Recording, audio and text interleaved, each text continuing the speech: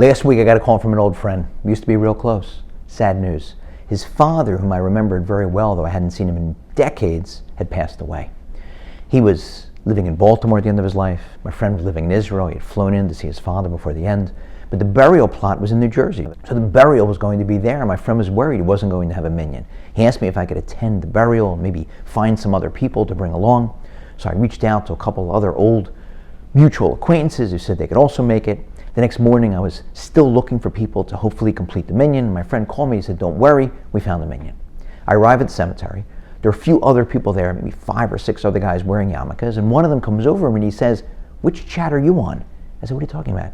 He said, "Which WhatsApp chat are you on?" I said, I'm sorry, I don't know what you're talking about." He said, "Oh, I'm so sorry. You know the family that's making the funeral?"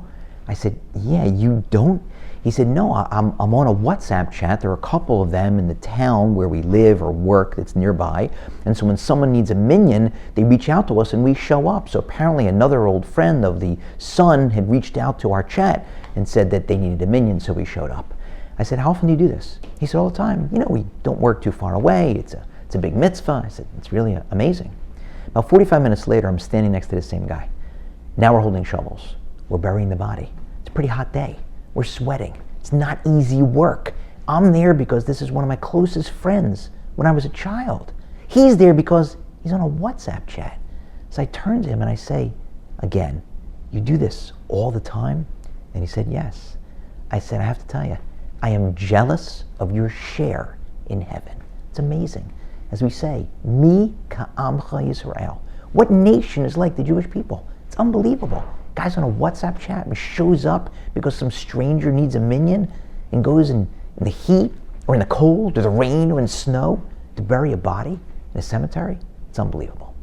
And it's a particularly appropriate story to tell over this week because at the end of the Parshat, God says that the Jewish people are slaves to me.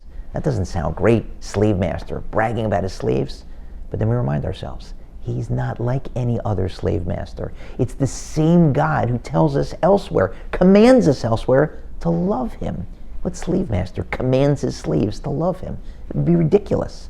And he commands us to love each other, and he means it. And so we do things like that. We set up WhatsApp chats in case somebody needs help, a stranger needs help for a minyan, or to bury a body. And it's a particularly important lesson now, this Lag BaOmer. Jewish people are celebrating a holiday, a very festive day, but we're also remembering the open wounds of last year, the tragedy that claimed 45 lives. And we're telling the families, and the extended families, who suffered those losses, that we're thinking of you. We're praying for you. We're inspired by your extraordinary displays of resilience and faith. We love you, and we're here for you.